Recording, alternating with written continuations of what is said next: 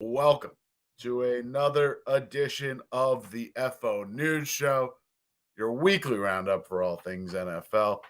My name is Cale Clinton. With me, as always, is my co-host Jackson Roberts.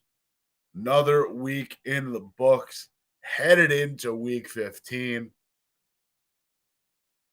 Really in the thick of it now. We're getting the In the Hunt graphics going. We've got fantasy playoffs rolling around. We are in the thick of it. And, Cale, Saturday football begins this week. Families will be torn asunder as people, men, women, children alike, choose to sit on the couch for the entire weekend to watch NFL football. Cannot wait. Very excited. Are we really excited about this slate though? No, this is the good week. I'm more worried about Christmas. This week we've got like a Miami. Yeah, I mean, it's Christmas Day. There's NBA too. That's the Sunday instead of the Saturday. Like, we'll work around it. It's going to be interesting, though. At least we get a good kind of foray into it. Exactly. Well, Jackson, let's not delay because once again, we've got a jam-packed week of news that's marred at the top by some really tough injury news, as always. Kyler Murray, ACL tear, done for the season. Played just 3 snaps during Monday Night Football against the New England Patriots before going down with a non-contact injury. Colt McCoy fills in. Jackson, I don't always try and ask the big picture question because it's not always warranted, but in something like this, where do the Cardinals go from here? It's kind of a lost season at this point. It was already an underachieving season. Murray's, pretty secure with the contract that he's received this past offseason in the form of that massive extension. They also extend Kliff Kingsbury, Steve Keim. The results have not panned out in that department. This roster isn't very well constructed, in my opinion, either. Jackson, where do the Cardinals go from here with Murray down for an extended period of time? Well, Cale, I think number one, you lose every game for the rest of the season. That should be the goal. Do not win any more football games. Colt McCoy, I don't think he's capable of it anyway, but they do play the Broncos with their backup quarterback this week. Very excited about that one, question mark. I think this team needs a complete and total reset for next season. Obviously, with the amount of financial commitment you made to Kyler Murray, he's going to have to stay. That's point number one. This team can be a good offense. We saw it last year. They were 15th overall offensive DVA, 9th in passing DVOA, and this year they're 29th and 28th in those two categories. Things have gone catastrophically wrong. Murray's missed time himself. You thought coming into this season that when you're operating at your peak, your 3 best weapons for Murray to work with are going to be DeAndre Hopkins, Hollywood Brown, Rondale Moore. How many games did those 3 guys play together this year? 0. So that's not helpful. You need to get everybody healthy for next season. But I think the Kingsbury and Steve Keim piece of it is kind of the elephant in the room here. Kingsbury's had enough time, right? He's had, this is season 4, right? For Kliff King. Yeah, this is season 4 for both Kyler and Kliff Kingsbury. The results haven't shown. They fall apart most years at the midway point. This year, they just never even got to a point where they could fall apart. I think it's time to take a serious look at the head coaching position. And I know they extended him out, but we've seen numerous long head coaching extensions get nullified just in the past year or so with John Gruden, with Matt Rule. Obviously, those are 2 different circumstances, but it's kind of all like the money's going to get paid, but it's not like it counts against the cap, so it doesn't hamper you. It's just whether or not ownership is willing to cut the check. And I think in the case of Kliff Kingsbury, that's going to be a very serious consideration. I'll give you pushback on one thing. This season, at least, Colt McCoy will be able to operate with this team. In what way? On the season, Kyler Murray, already on pace for career low DVOA, negative 9.9%. Colt McCoy this season, negative 9.7. Even last year, Kyler Murray, 15.6% DVOA. When he missed time, Colt McCoy came in 7.1% DVOA. It's not a crazy drop-off. Plus, you have a surging James Conner. Like, I don't think this is now like worst team in the NFL status by any means. Like, Colt McCoy is a good replacement level quarterback where you can at least get like a viable sub in. Like, it's not good. Like, you don't obviously have the rushing capability. You don't have the high ceiling of Kyler Murray, but like, he's good replacement level. Like, Colt McCoy will hold water. That's all I'm saying. The larger Yeah, I mean, they're going to have to, if they want to win another game, it's probably going to have to be this Denver game. I know Tampa and Atlanta look terrible as well. Not excited to watch any of their remaining games by any stretch of the imagination. Yeah, I get that. I'm just saying, like, short term, like, this team doesn't bottom out. Like, they could give the Buccaneers like a decent game. They can give the Falcons a decent game. Like, I see them being a semi-competitive football team. I'm more saying long term. Non-contact ACL, rough go. Like, listen, look at what happened to Odell Super Bowl. Non-contact ACL, different age, different structure, but you've got a guy that's now been out for almost a calendar year. Like, Kyler Murray will miss parts of the 2022 season, potentially, or he'll at least not have an off season where he can't he probably won't be able to play until like August training camp. Like, he probably won't make an appearance in preseason. Like, that is the timetable that we're working with. It'll be really interesting to see how this team loads up for 2023, because right now, like, they've got some good young defensive pieces. They've got I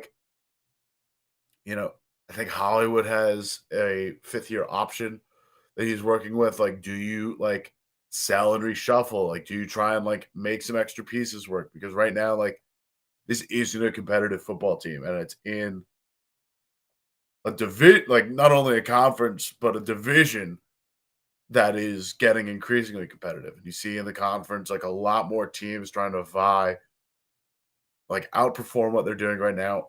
Multiple teams on a rebuild. Do you risk not being able to keep up if you hold pat right now? Well, yeah. So this is you're working with that timeline with Murray, and you're not changing the quarterback position. So that's the most unfortunate part of this, is you probably aren't going to see Murray on the field with the rest of this offense until the start of 2023. That's just a given, but Murray's the guy. Like, you've paid him to be the guy. And this is why, in my mind, it makes no sense to win any of the rest of your games. You just want to build draft capital, try to build your roster. For all the talent they have on, certain positions on both sides of the ball, they're still one of the worst teams on both sides of the ball this year. I get that they're not in that second worst team in the league tier, and that's actually a really interesting debate. Like, who is the second worst team right now? You can make a lot of money if you figure out who the second worst team is and bet against them like you do the Texans every week. So yeah, I just think for the Cardinals, it really becomes the most important question before you address any of the roster needs: is Kliff Kingsbury staying next year?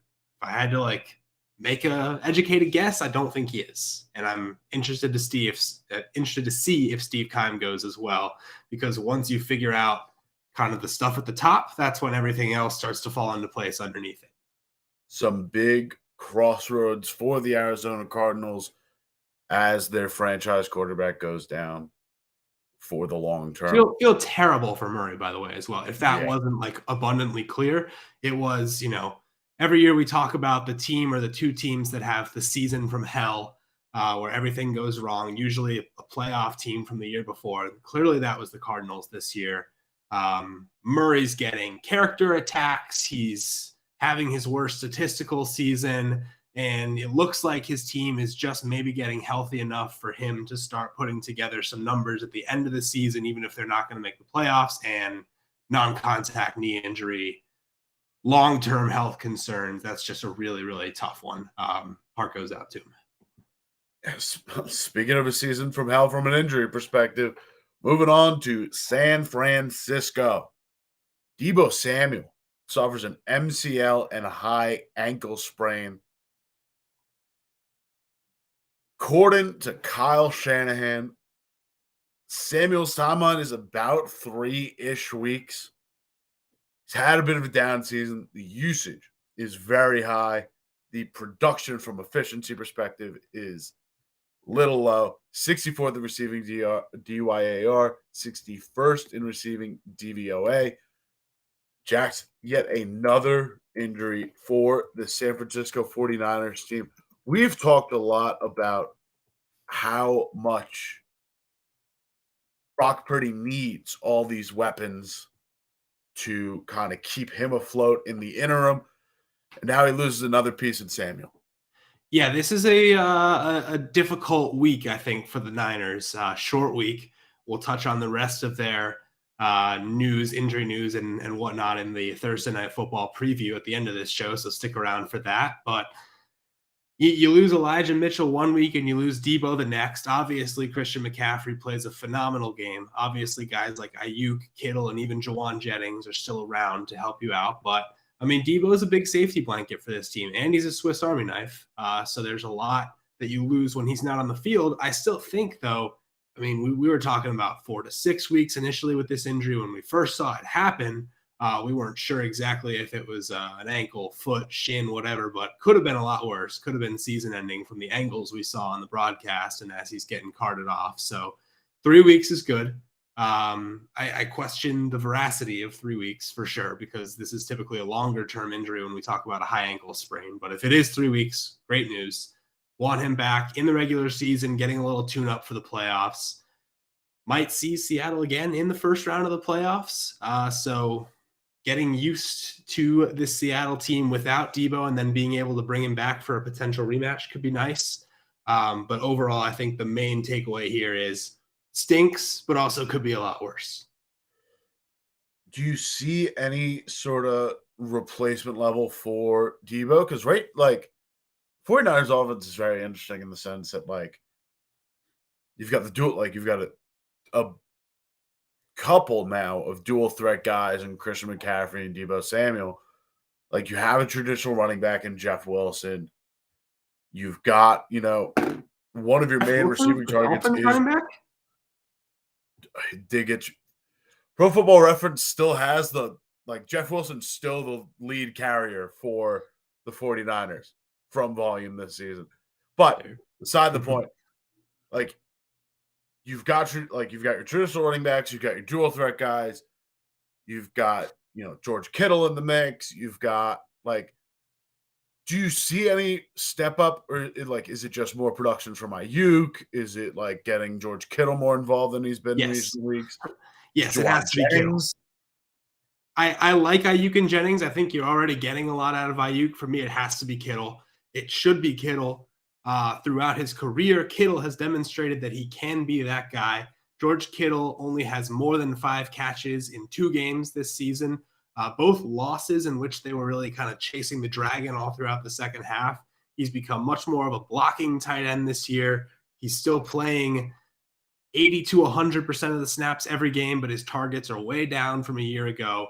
And he's got, since he has not made more than 4 catches in a game since week 7. So he's there. We know he's amazing, and they're not utilizing him. Maybe it's been a smart strategy for, part of the season.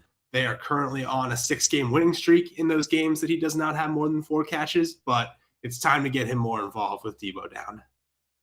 Moving on to Atlanta. We've got a bit of a quarterback switch up that gets a little murky when you get into the details of it. There was a decision during the bye for the Atlanta Falcons to move on from Marcus Mariota to Desmond Ridder. Now, reports afterwards have complicated the exact motive behind that, because per the Athletics' Josh Kendall, Arthur Smith said Mariota said Friday that he planned to step away from the team. This is also predated by some potential rumblings that Mariota was going to be out for the year with injury. Smith then followed up and clarified that this was a competitive / performance reason for switching the quarterbacks and not just purely medical. You now get some additional ranklings of reporting from just a few moments ago at saying Mariota done for the year, just got knee surgery. Odd scenario in Atlanta, but you're now getting a taste of the future in rookie quarterback Desmond Ridder. Draft, I think, 82nd overall in this year's draft. Hasn't really seen any sort of opportunity to work in this Atlanta team, which by all measures has a solid receiving core, solid passing attack from a prospect perspective, but is one of the most run-heavy teams in the NFL at present. Jackson, interesting switch up, but a unique opportunity to see what you have in a guy in Desmond Ridder. Yeah, I mean, just to close the loop on the Mariota piece, was put on injured reserve, so we know that. Still seems like it was kind of an Irish exit situation. Not really sure what to make of it, and depends on which reports you read, I guess. But weird. You would think that you would still finish out the season in the building with your teammates, even if you are having a season-ending surgery. And Mariota has a $12 million option for 2023. We are not typically in the business of speculating, but let's just say it's fair to say maybe it's a little less likely now that the Falcons pick up the option on Mariota. So you have Ridder coming in. Going to be honest, Cale, I'm not grinding college tape. I know that a lot of people were pretty high on Ridder, but obviously the quarter market kind of dried throughout the draft process. So maybe people are thinking he's a third-round talent, but in other years he might be, second, at best late first type of draft talent, and we'll see what he is. And I'm excited for it because, they start with the Saints this week. The Saints are in the complete opposite boat. The Saints are sticking with their beleaguered veteran quarterback who nobody seems to trust in Andy Dalton. And I see that as big upset potential for Atlanta this week. Maybe Ridder cools down afterwards, but I like kind of the mentality coming in with, we just switch things up. We trust our young guy, and, we're doing something new and exciting. It's crazy that just no one wants to play with those 2015 first-round quarterbacks, Mariota and Winston. It's interesting that this is now the second time that Arthur Smith has benched Mariota for another quarterback, the first time being in Tennessee with Ryan Tannehill. That obviously never flipped back to Mariota. It'll certainly be interesting to see how the Falcons function, because Falcons are going to be in a spot to maybe look at quarterback. This wasn't a terribly valuable investment in draft capital at the quarterback position because it was so low. I also now distrust a lot of, I don't know how many repeats of 2018 or 2021 we're going to have, but with the quarterbacks in the draft, looking at what we had last year, I don't trust that we're going to have, 5 guys go in the top 10 this year. It's an interesting class, but we'll see. Atlanta could be in a position, depending on what they see out of Desmond Ridder, to evaluate and to see if he is the guy going forward. I like it. I think it was time. It could have been time a while ago, but at the very least, 4 weeks left is a decent sample size to help figure out. And from a matchup perspective, it's mostly divisional games, or at least half of them are divisional games. So that, they're a competitive setting, because the Falcons, surprisingly, are still in position to contend for a playoff spot. Honestly, there's 3 teams in that division that pretty much control their own destiny right now, in Tampa, Carolina, and Atlanta. But at the same time, it's not like you're facing juggernaut. So you have a chance to see what the kid can do under reasonably favorable circumstances. Might have been better to have Kyle Pitts in the mix, but I digress. Moving on. Back to our Monday Night Football game, where an investigation has been launched. DeVante Parker was seen at one point, took a really bad hit, was exhibiting concussion-like symptoms, could not stand up. Matt Jones runs hurry up because they're against the clock. Aguilar is trying to kind of, stop the play, almost willing to draw a false start or call that timeout just to get Parker off the field. the NFLPA is now conducting an inquiry as to why the game wasn't stopped when Parker had exhibited those concussion-like symptoms. Parker spoke out via his Instagram saying, "Get on y'all's effing job at NFL. Thankful my brother Nelson Aguilar was aware of the situation." Scary scene, Jackson. There are now concussion spotters at games. It seemed like the NFL was kind of up on, like, really paying attention to head health, to concussion-like symptoms in the wake of the Tua Tagovailoa injury. And then they drop the ball like this on a national stage. It's tough to see. When are we ever really going to trust that the NFL is on the ball long term, right? It's something like this is always going to crop up. This is hard to say it's a surprise. I will say it's a little bit tough, right? Like, things are happening quite fast. Obviously, it is somebody's specific job to look out for and spot these injuries. And our guy, Chris Nowinski, who we last heard from on this show during the Tua concussion situation, pretty much posts that this was the best and worst that you could see from the NFL from a concussion perspective. Great work.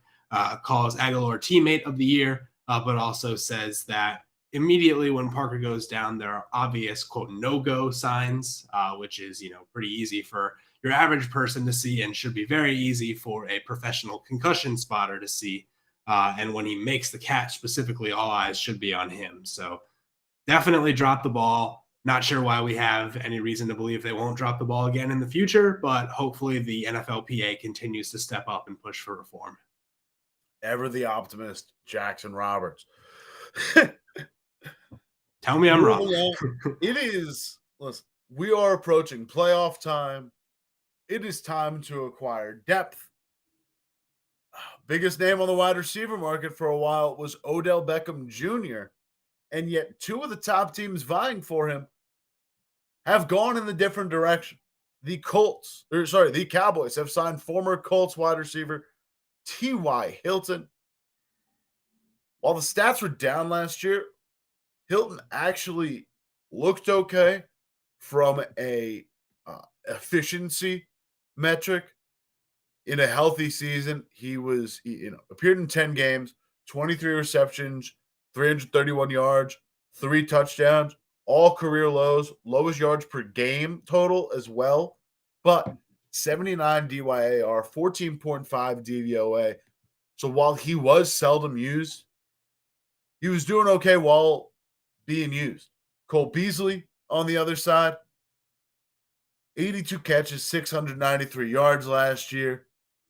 Briefly, asked for a trade request in March, didn't get it, was cut. Made a brief appearance at the Tampa Bay Buccaneers, really uninvolved there.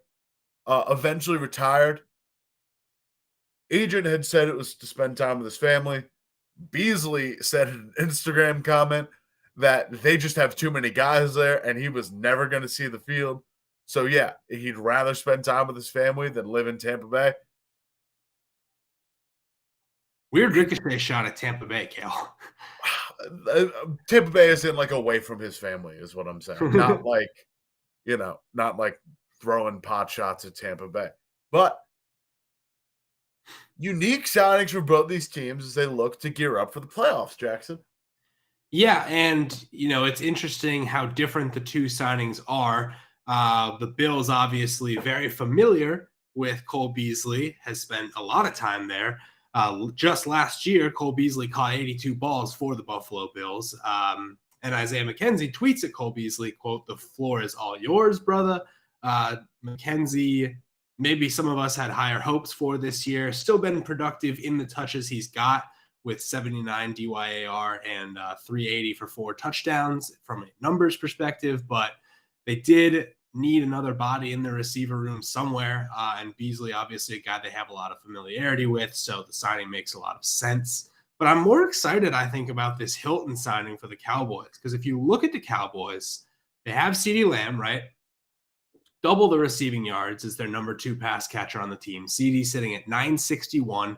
Noah Brown in second with only 484. And T.Y. Hilton, last year was the worst year of his career. He only plays in 10 games.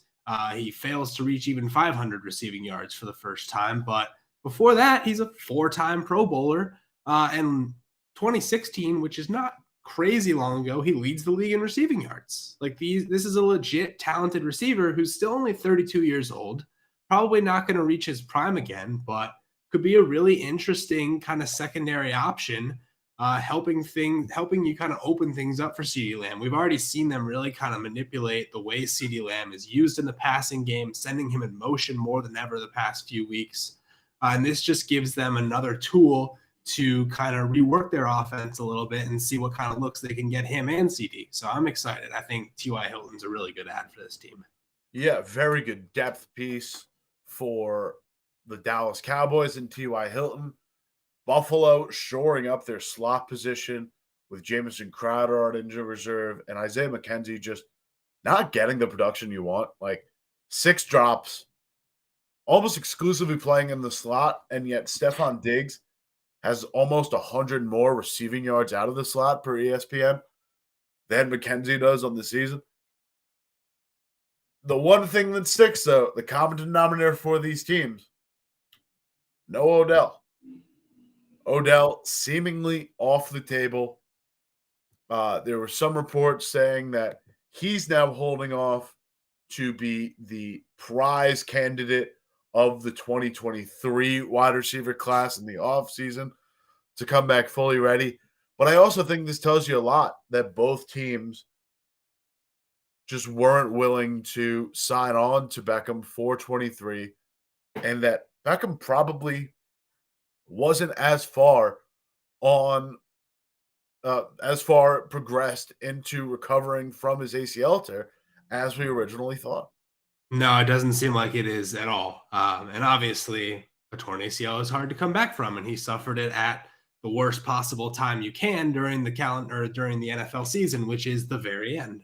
So we always assume that like a season-ending injury means somebody will be back at the start of next season, but that's just not the case when it happens so late in the year. And Odell has an injury history outside of the ACL tear, and it gets harder and harder the older you get to come back from these things. So it's not like Odell, doesn't still have a career ahead of him, won't necessarily get a multi-year deal out of all this, but it's fair to say that this hasn't progressed the way he would have wanted it to, and that's okay. That happens sometimes, but good on both of these teams for making alternative plans.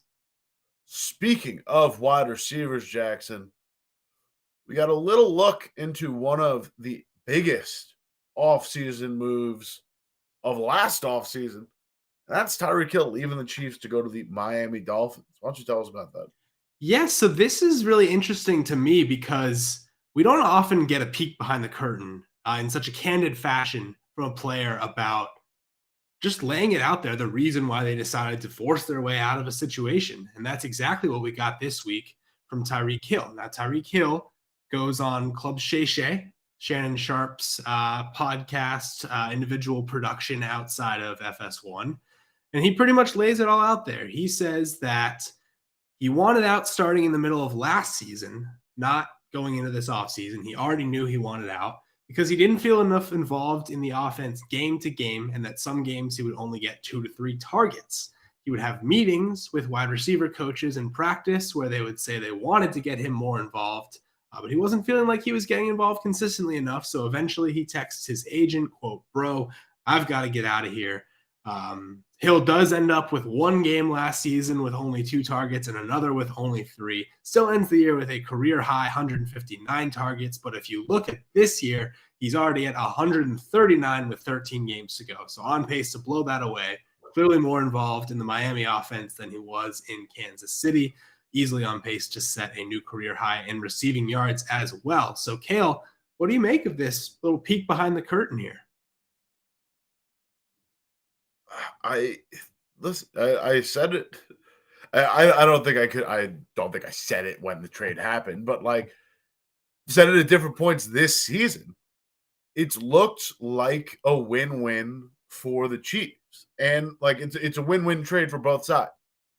I understand where Tyreek Hill is coming from. He was still getting involved. Like Kansas City hosting the New York Giants last year in an 18 target game. Like Trust me, I it's saw some that. high. Yeah, it's some high, some low. It's hyper situational. He also goes games in this stretch, like against Green Bay. He's an 11 target game with 4 receptions. Like he's wide receivers are their own best PR guys. Like he's not gonna get into the nitty gritty there. He's gonna sell himself as best he can. But listen, the Chiefs were going a different direction this offseason. I think it's going to help them long term. It felt like at points during the early stages of Mahomes' career that the Kansas City Chiefs offense was Mahomes going to Travis Kelce and Tyreek Hill and a little else. But as long as you have those 3 guys that are, game-breaking offensive talents, it's going to work because you're just going to get by skill alone. Listen, Tom's undefeated. I guess taking 1 loss in Tom Brady, but even, he's taking a step back this year. But that can't last forever. You start moving on to multiple receiver sets. Now you see a Chiefs team that is outside of Travis Kelce, so expansive in who they get their targets to. They've got 3 different tight ends alongside Kelce that they're rotating in. They've got, there are 5, 6 deep at potential receiving options. They've gone now, I think they're 3 running backs deep at this point, and they've got a passing back in their backfield finally. The offense is much more expansive in who they're getting to. And I think that's the next evolution in Mahomes' game. And that's what this team's about. It's about Mahomes. It's not about building a full offense. As long as you have Mahomes at the helm, you're doing everything to maximize his skill set. So now you're just not doing full backyard football stuff. You're turning him to a real quarterback with the ability to also do the game-breaking backyard football stuff. Yeah, we see the backyard football stuff every week still. I mean, don't get me wrong. I think we talked about how involved Hill was in the Kansas City offense, and I get that he was, and I get that he had the 18 target game and all that, but I do understand when you're a guy like Tyreek Hill, you want to be the clear number 1 in an offense. That's just kind of the nature of a competitor. And he doesn't necessarily say that out loud, and people will knock him for it because he says in the clip that he's such a team first guy. But I don't blame him for wanting to be the number 1 guy in an offense when you're that good.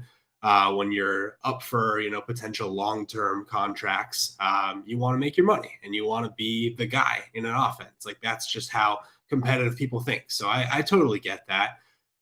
I know that the Chiefs have still been the number 1 offense this year. I know that I still have all the faith in the world in Patrick Mahomes, and they're as much of a threat to win it all this year as anybody, but I think you still want to have Tyreek Hill in the playoffs. You're still going to miss that presence.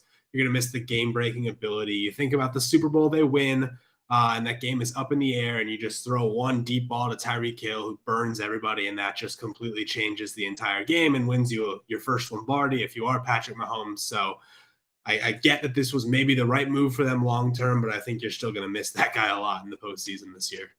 Yeah, but you also look at what Miami did against the Los Angeles Chargers, and you can game plan for 1 guy. You can game plan for a singular player or a singular. They had 2 of those guys, and now they have 1. I get that. I'm just saying, now you get into the multiplicity of it. Currently on the Dolphins, it's 139 targets for Tyreek, 94 for Jalen Waddle, Trent Sherfield with 42. They have 5 guys with over 20 targets on the year. You go to Kansas City, it's much more spread out. You've got 4 different guys above 50 targets. You've got an additional 5 players above 20 targets. You can go to a lot more different skill sets, and you're a more complete team. It's harder to just shut down 1 fantastic option. Now you can worry about Kelce, who's game breaking enough where he's already tough to cover in a certain capacity. But then you've got the additional, you've got a route runner like Juju, you've got a field stretcher like MVS, you've got a guy coming out of the backfield and Jerick McKinnon. You have a second tight end, Noah Gray, if you want to go 12 personnel. You've got a lot more things that you can actually do. While, with Miami, there's 2 different ways to game plan for it. San Francisco ran a ton of cover two. Tough to get those same kind of vertical routes against because Tua might not be the guy to throw those hole shots like a Pat Mahomes is. Chargers, on the other hand, like run a ton of press coverage. And outside of a ball where Michael Davis slips and Tyreek picks up a 60-yard touchdown, he would have finished 2 for 8 for 12 yards on that game if you take out that 60-yard passing play that ends up being broken coverage. Like, there's ways to shut down a singular player, but as you get deeper, like it works. Listen, it works for Miami. Tyreek got what he wants. He got the money he wanted, and it's like a game-breaking singular player to have for a Miami offense. But long term, like going into the playoffs, like yeah, it might help to have that guy in one situation, but it's also better to be a harder to diagnose overall offense with a quarterback that can elevate others around him. I'm just interested because I feel like you have more of a chance to win a title in 2022 with Tyreek Hill than you do with the combination of Juju, MVS, and Sky Moore. So I definitely like the fix long term. I definitely still think they can win it this year. Tyreek Hill is still Tyreek Hill, though. I feel like you got to put a little more respect on his name. This is something we should talk about on the takeaway and not the news show. Tune into the YouTube on Saturdays. Let's get into our quick hitting injury roundup. Rapid fire through this. Let's start back with the Cowboys. Bit of a revolving door at the offensive line.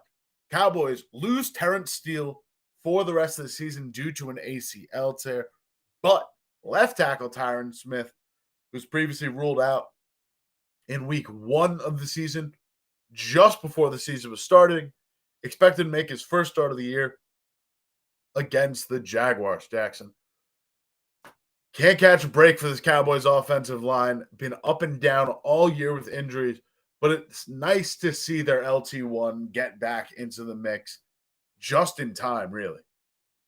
Yep, exactly what they needed, but also terrible loss at the same time. A 1 out, 1 in scenario that we are going to be hard pressed to prognosticate until we see it on the field.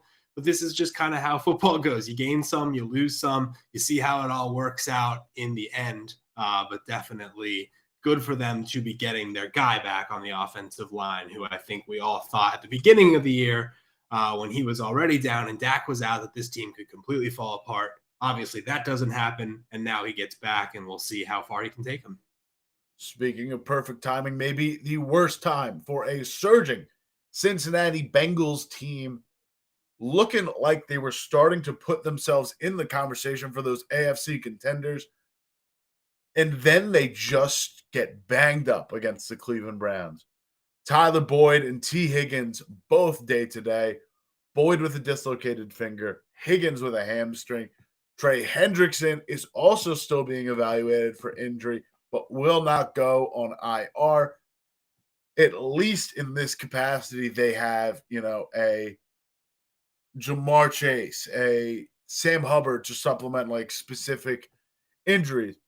But this is a Bengals offense that's really built on that wide receiver trio. Keyword trio. And losing even one piece, let alone 2, is going to throw a wrench into this Bengals offense at the worst time. Yeah, that's if they're out, right? They both could play this week, and who knows if they do play, if they're still fully themselves. So I see it from 2 angles. I see it from the angle of we just want to have everyone healthy for the playoffs because they've done a great job in recent weeks of shoring up that playoff spot when for a while there it was looking like an iffy proposition. But I also see, hey, we really want to win this division, get a home playoff game, and just kind of cement it all that way, knowing that Cincinnati is a tough place to play. It could be cold. You could be getting the Dolphins coming in there in a cold weather situation. So I definitely get how they could take this both routes, try to rush these guys back or give them the week off. And I'm interested to see how it plays off. And really the same thing with Hendrickson, because he is kind of their game breaker up front. And if he's around, obviously that gives them a better chance to win in the short term, but you don't want to risk him actually hurting himself so badly that he's out for the year. So really interesting dilemma that they're dealing with on both sides of the ball. The interesting thing is the injuries that they're dealing with are the two things you kind of need as a wide receiver: the hands to catch and the legs to run. They're banged up on both fronts right now.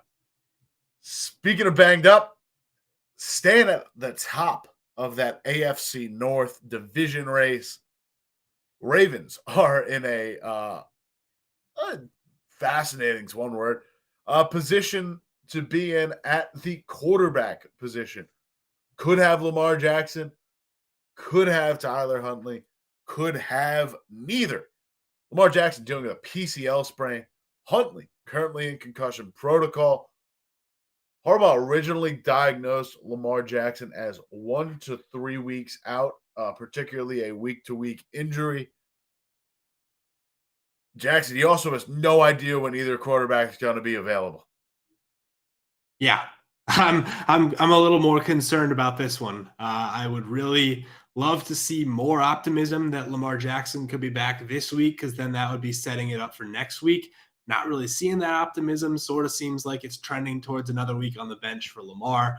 I think this is same with the Bengals. I think it's valuable to win the division. I think having that home playoff game matters, and you don't want to be going up against a 2 or a 3 seed in the first round.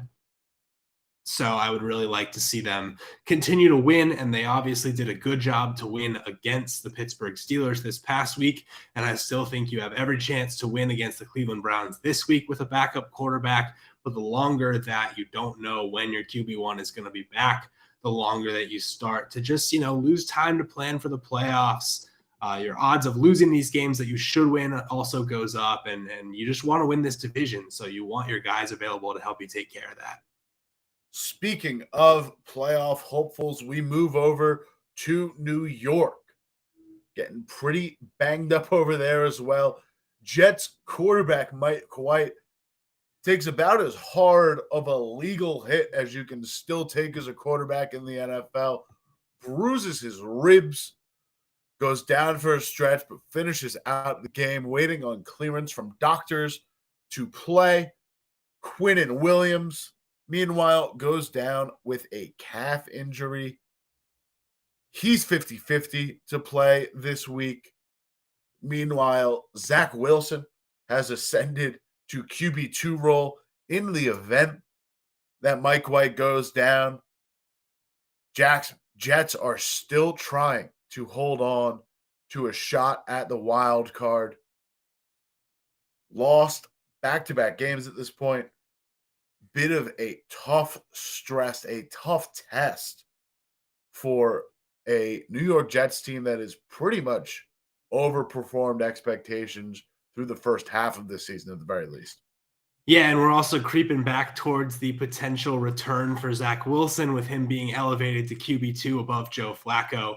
That was a move that Robert Saleh makes after seeing Joe Flacco come in for a little spurt and not having much of an impact, recognizing that although Zach Wilson has been disappointing on many levels, he still has some value in the ground game, and from a mobility standpoint that can maybe help you win more than Joe Flacco. So if Mike White gets a little more hurt, all of a sudden you're seeing Zach Wilson come back in, and things could get very interesting very fast. But I think Williams is the big story here too, because he's been an impact guy on a defense full of surprising impact guys this year. And if he's playing but is hampered, that could still be a big effect against a Detroit passing offense that can be prolific if you are not pressuring the quarterback. But when you are, you can really slow it down. That's just who Jared Goff is and has proven himself to be all season. So you really want Williams able to give it a full go and able to disrupt that passing offense. Moving on to the Houston Texans, who can only be mentioned alongside playoffs if you have one of their players in your fantasy playoffs. And if you do, you probably didn't make your playoffs, to be honest. Hey, you could have this one guy who's going to throw a wrench in said playoffs. Texans rookie running back Dameon Pierce set to miss this week at the very least with a high ankle sprain. Could miss up to 3 weeks. Last 3 games 3 of the last 4 games for the Texans are the Chiefs, Titans, and Jacksonville Jaguars. Tough slate for them. And filling the role for Mr. Pierce is going to get tougher because the Houston Texans just cut running back Eno Benjamin. And it's not like they've got a ton of depth on their running back room to begin with. Splitting those reps is likely to be a combination of Dare Ugumbawale and Rex Burkhead. What a list of names. I had somebody in my fantasy league this week spend their remaining free agent budget on both Dare Gumbawale and Rex Burkhead. So good luck with that, Adam. Hope they pay off for you. The Texans roster this year has been so weird. It's like cut a guy, bring a guy in. Benjamin doesn't work out. Amari Rodgers catches a touchdown this past week and maybe is finding himself a fit in Houston. Top 2 receivers down. Playing a 2-quarterback system like it's Friday Night Lights. Really weird. Don't know what their plan is for the rest of the year, but kind of curious to watch it continue to play out because they kind of almost beat the Cowboys this week. And even though they are, a list of no names on the roster for the rest of the year, at least they're deploying them in kind of an interesting way. And the way they've also handled injury news has been very interesting. This is from Aaron Wilson. Lovie Smith apparently says Dameon Pierce has an ankle injury. Brandon Cooks, Nico Collin, Derek Stingley. When they'll be back exactly, I don't know. Texans. Wheels are falling off. Closing out the show, Jackson, with Thursday night football news. Niners at Seahawks. A crucial game for the race in the NFC West. Note that we've already talked about Deebo Samuel. Haven't talked about Brock Purdy yet. Dealing with rib and oblique injuries. Labeled as day-to-day. Limited in practice already, but this is a tough bounce back for the quarterback that has Mr. Irrelevant led the Niners to 2-0. Should have muted that tab. Unfortunately, did not. According to Purdy, I can still jog and run and do all that kind of stuff, but I haven't tried playing football yet. That's an important thing to try. Not going to lie. But I think, this is a tough week, given the injury, given the short week, given losing Deebo Samuel. I'm really curious to see. I think this is, it's not like we haven't already found out a lot about Brock Purdy, how much he's been able to step into a role and lead them to 2 crucial wins. But I think we'll really find out even a lot more this week, dealing with this difficult set of circumstances, having a full week of tape on him now. I'm curious that Seattle's defense should be able to take care of business against them, but it is in Seattle. It's a game where the Seahawks are fighting for their playoff lives, and I think we're really going to find out what Brock Purdy is made of if we haven't already. Moving on to Seattle. Kenneth Walker, running back for the Seahawks, still questionable. The hamstring injury, missed last week. DJ Dallas also missed last week. However, Walker, who didn't practice at all last week, was a full participant in practice Tuesday. Going to need Walker's presence if they have any hopes of beating the 49ers. It was a down rushing game for a Seahawks team that has ultimately relied on the rushing attack for good portions of their year. A season low of a negative 85.8 offensive rushing DVOA against the Carolina Panthers last week with Travis Homer at the helm. Yeah, not a good week. It wasn't. The Seahawks definitely are, as much as we love what Geno Smith has done this year, and we're about to talk about Geno Smith, spoiler alert, there's still a team that kind of needs some ground impact, I feel, from week to week. And this is obviously a big piece. We talked about the Niners, how much they're going to miss their guys this week. Seems like Kenneth Walker may be trending towards playing, as you said, as a full participant in practice Tuesday, but we don't know yet for sure. And I think that, and what we've said is pretty much a must-win game at this point. You really do need the impact in the ground game from the guy that's been, I mean, we talked about losing Rashad Penny. He was great at the start of the year. Walker has been almost equally great. You could even say it better. I probably wouldn't because of the efficiency that Penny had for them, but Walker has still been able to step into that role as a bell cow back. Moving on to said Geno Smith, spoke at a press conference, talked about his bit of aggressive play as of late. Quote, I've got to get back to what I was doing early on, which was just taking what they give me. Seahawks have lost 3 of their last 4 games. What's interesting is the completion percentage is still high, but over the course of those 4 games, it's thrown 4 interceptions, including 2 against the Panthers, has taken 13 sacks over that stretch, is still dealing, still kind of scoring, 10 touchdowns over those 4 games. But the turnovers has been what's killed the Seattle Seahawks in these last 4 games. Yeah, I think that, things happen. You get a Walker injury. You start to play games where you fall behind a little bit.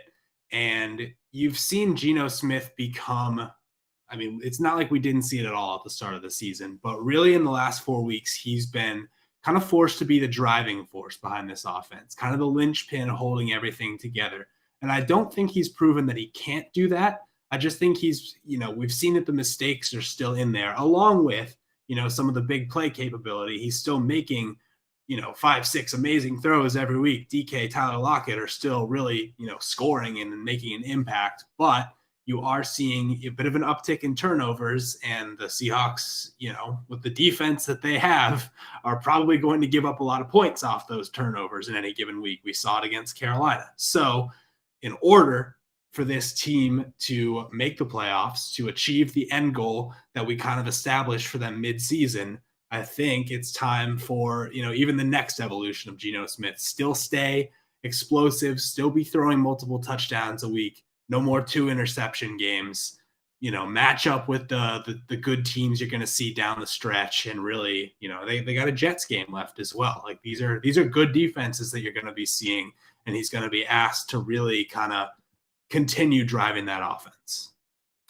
And they now go against a 49ers defense that is tied for a league low in yards per offensive play and 5th in the league in forced turnovers. So that'll be a test if they hope to win the NFC West.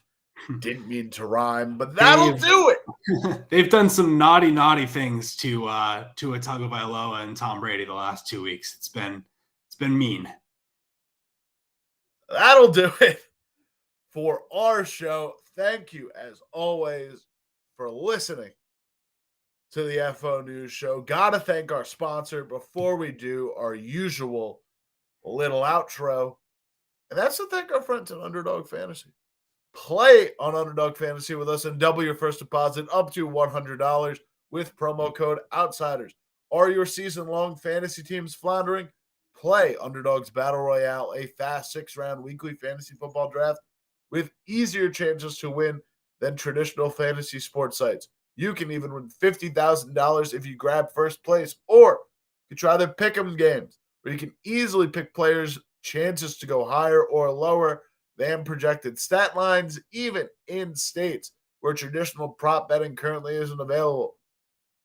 Underdog is the fastest growing fantasy sports site around. Join the fun over at underdogfantasy.com or download Underdog in the App Store and use promo code OUTSIDERS now to double your first deposit up to $100. Jackson's underdog pick of the week is Isaiah Pacheco. Do not buy the dip. Last week, weird Jarrett McKinnon game. They will run all over the putrid Houston Texans defense. That'll do it for us this week. Thank you, as always, for listening. If you're watching on YouTube, hit that like button, hit that subscribe button. Helps us out a lot. You can check out the VODs over wherever you get your podcast on the FO Podcast Network. If you're on Twitch, hit follow. You can join us every week, Wednesdays at 1 o'clock, same time, same place. You can also ask us questions, join in on the chat. Thank you to Patrick Seeley and Oldheady403 for getting involved, talking a little Patriots with us this show. Jackson, thank you as always for co-captaining this ship and co-hosting this show. Always a pleasure. It's a fun ship to co-captain, Cale. Shout out to our audience as well, as you said. And I want to, if you made it to this part of the show, I'll give you a little treat for the VOD up on YouTube. You go in that comment section. You tell me who that second worst team in football is behind the Houston Texans. I want to know so I can make a profit in the coming weeks. Is it the Rams, Broncos, maybe even the Colts? Head in that comment section and tell me who is number 2.